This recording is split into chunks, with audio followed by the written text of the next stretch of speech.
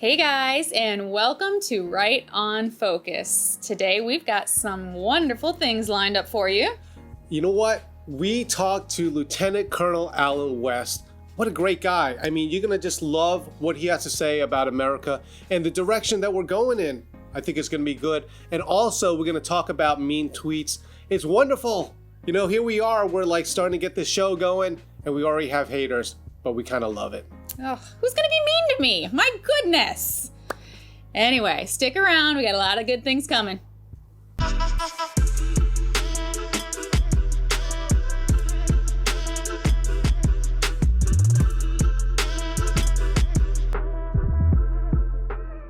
So we had an opportunity to sit down with Lieutenant Colonel Alan West. So you know him best as an American hero. He was a congressman. He's now running for the chairmanship for the Texas GOP leadership, the chairman spot. But we had a chance to talk with him. And the craziest thing is the funniest thing, you could just imagine he's used to commanding people when he was in the military. And so we're just about to tape and I'm doing this. And he goes, per norm. he goes, your hair looks great. And I'm just thinking, for him, he's probably like, what in the world am I getting myself into? Yeah. He's used to these guys, and then it's like, okay, well, I'm checking my pretty boy over here fixing his wig. So that's what. See, now you're gonna start the rumor that it's a toupee. Yeah, he's got a little glue showing. It is not a toupee. No, great guy. One thing that we didn't have an opportunity to bring, I read his book from start to finish, and I was actually really, really surprised by what I found. In truth, the title is, it's in regard to Texas, and the main, gist behind the whole book is that because they have a lot of new transplants, because they have just an incredible economy in Texas, they are drawing attention and pulling in a lot of businesses from elsewhere. Right, because basically the problem is Texas is a red state, and so the economy is good, it's vibrant, the people are wonderful. So all these people from California that want to escape New York, they're coming to it's Illinois. It's the same thing that's happening to South Carolina. But the thing about him, he's a great guy. He's a wonderful guy. Craziest story here. We end up being. I was attached to him on a couple of different things. He was a supporter of Caddy for a Cure, which we're a supporter of.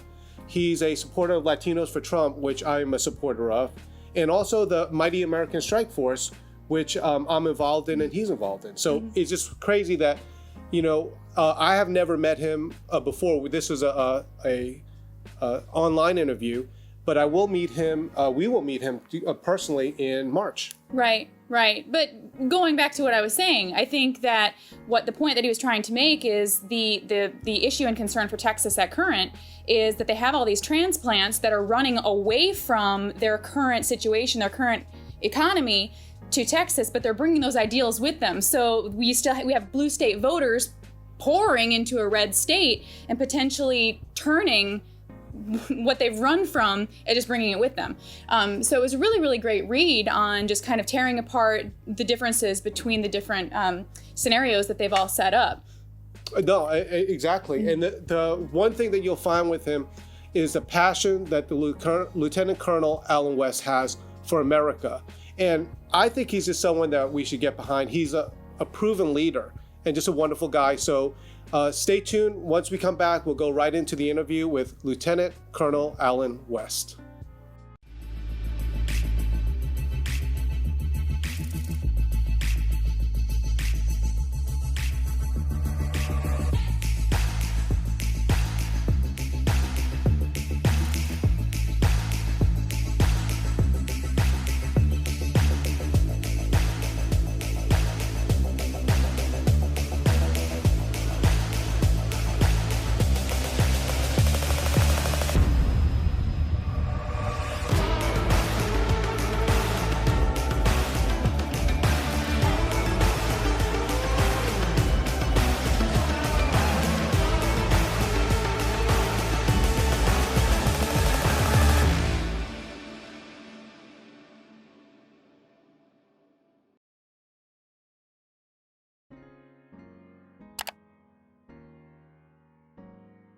Hey everyone, we're on Right on Focus and we have the best interview today for you. This is Lieutenant Colonel Alan West. So Alan, first of all, thank you. We're big fans of yours. Thank you.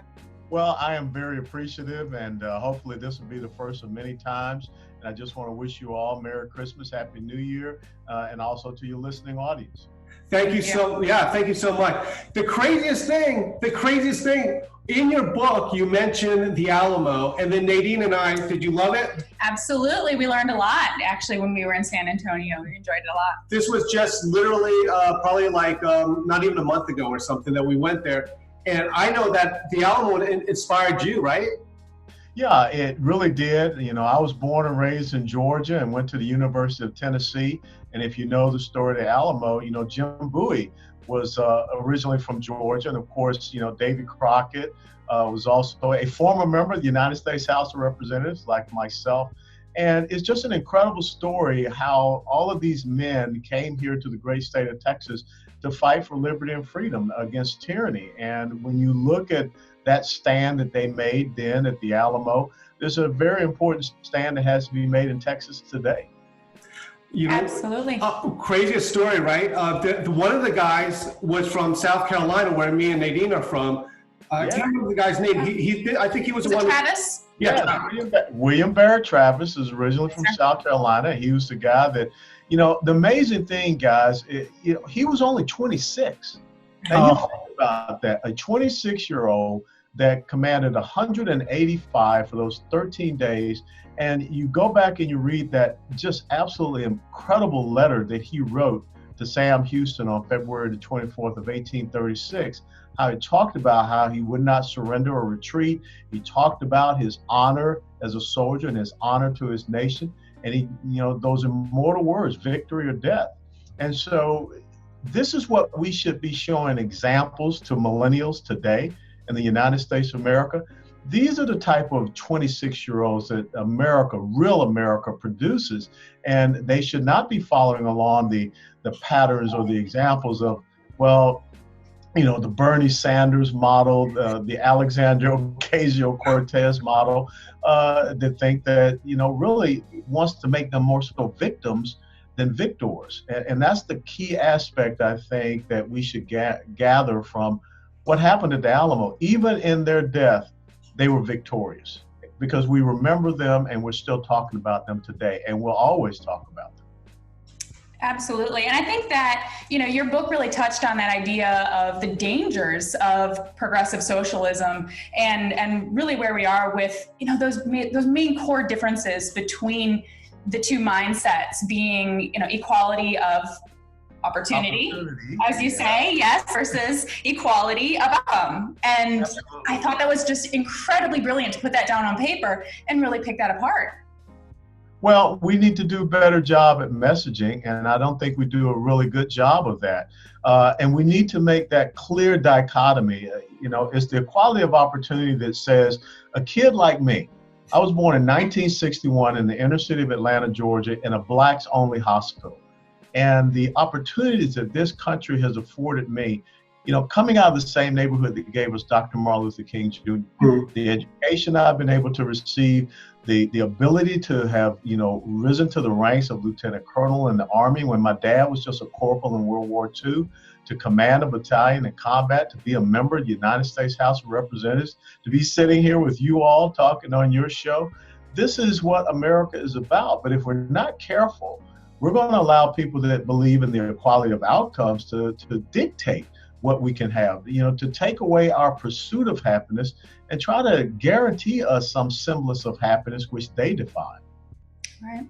You know what? One of the things that I most love about you is I feel that you're the type of leader that people that you are leading can feel comfortable behind you because you're the one that's going to stand up for everybody. Now, I know, I believe that you are, correct me if I'm wrong, running for the chairmanship of the Republican Party in Texas. Is that correct?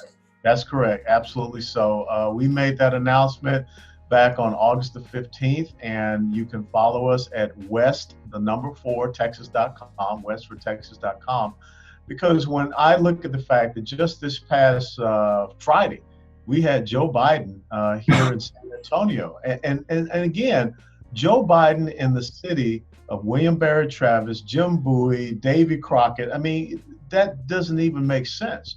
We have Michael Bloomberg already running television ads all across the state of Texas. This is the man, Mr. Big Gulp, that's what I call him, who doesn't believe that we can make a decision on what size drink that we want to have, and also believes in gun confiscation and gun control.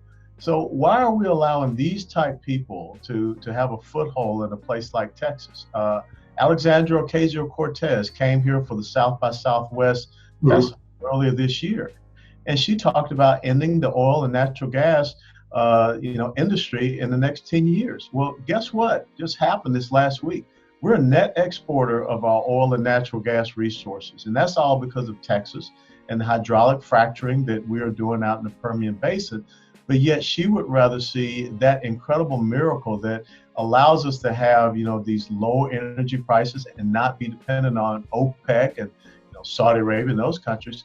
She'd rather have us to be enslaved to them and not have the ability to say that we're energy independent now. So those are the points that we have to bring out. And Texas, with all of its success, 10% of Fortune 500 corporate headquarters are in Texas. 10th largest economy in the world is Texas. So why would we want to see this great state with all of its rich history fall asunder to the progressive socialists? Right. I think a lot of the young people aren't aware or don't understand what socialism is. No. I don't know if there's just this educational breakdown and we're struggling. I don't think that they understand that it's a bridge. It's a bridge and it leads one place. Communism. Yeah. It's the only place it goes. Well, Nadine, you bring up a great point because that's what Vladimir Lenin said. He said the goal of socialism is communism. Yeah. How interesting it is that we look at young people in Hong Kong that are marching through the streets singing our national anthem, carrying our flag because they don't want to be enslaved to the ideology that is communism, which starts out as an economic model, which is socialism. But yet here our kids are trying to embrace that thing that these young people in Hong Kong are standing up and losing their lives, right? Putting their lives on the line to not be enslaved to. So I think that what you just hit upon is the most critical aspect in America is that we no longer have a system of education. We have indoctrination centers. Right. And that's why I always tell people the most important elected position in the United States of America is school board. Give you a case in point, Austin Independent School District, the capital of Texas now, their independent school district just a month ago voted unanimously to pass a sex education curriculum, which if you read it, it reads like pornography. And they want to teach this to 3rd through 8th graders in the United States of America. They don't want to teach them civics. They don't want to teach them history, but they want to teach them this pornography. Right. And they call that education. Lieutenant Colonel, really quick before we go here, besides, why should, number one, it's a two-part question. Number one, why should people not in Texas support you, get behind you, and so forth? And then I'll follow up that question unless Nadine has one more. But are you a Trump supporter?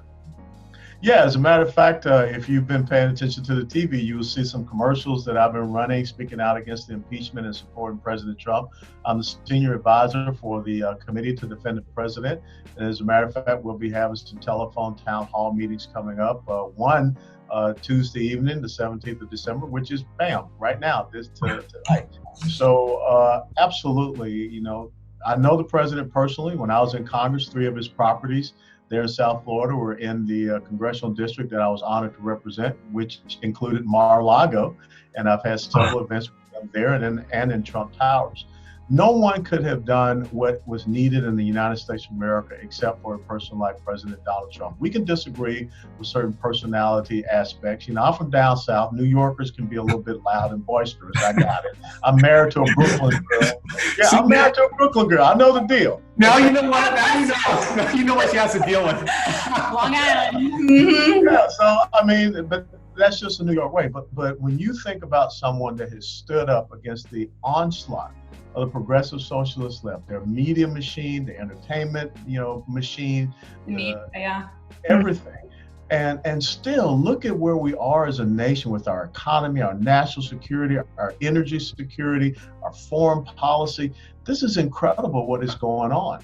And the fact that they want to impeach a president just because they lost an election, that tells you how tyrannical these individuals are. So this is a big concern that we have. So what I don't want to see happen here in the great state of Texas, and why I'm running to be the chairman, is exactly what has happened in Virginia.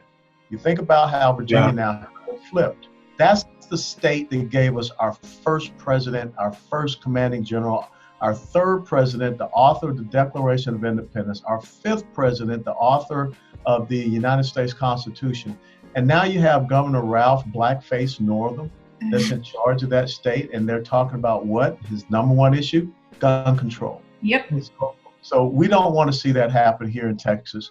And all of the great things that are happening, we welcome people from California, Illinois, New York, and New Jersey, but leave your failed ideology back in the state that you are coming from. And I really picked that up in your book too. Ironically, even though we have Texas in the title, totally truthfully, I think politicians and leaders in California need to be reading your book. It's hugely valuable for anyone, who has the opportunity to write policy or kind of understand the infrastructure and get to the bottom of what's going on. You map it out, the core differences. It's wonderful.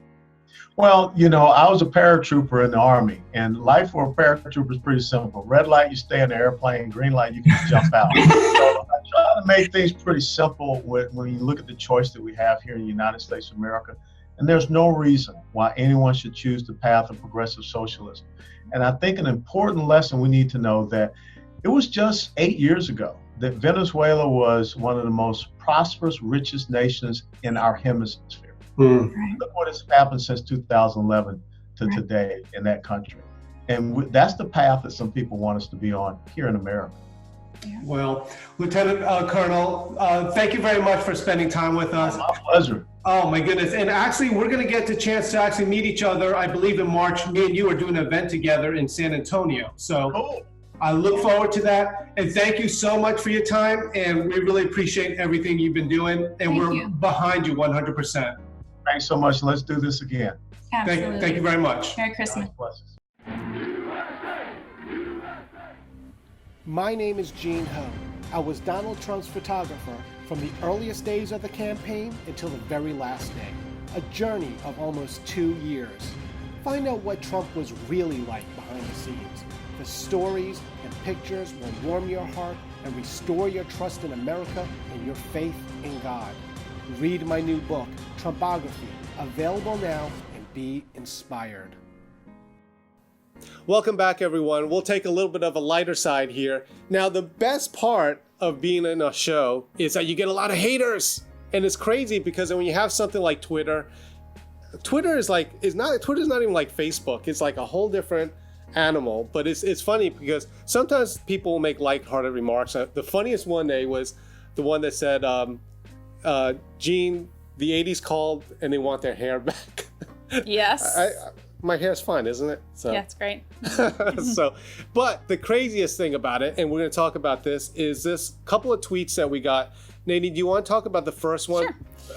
Yeah, well, this one was funny in the sense that I think that people don't realize, even though you create an anonymous account, if you connect enough dots, we know who you are.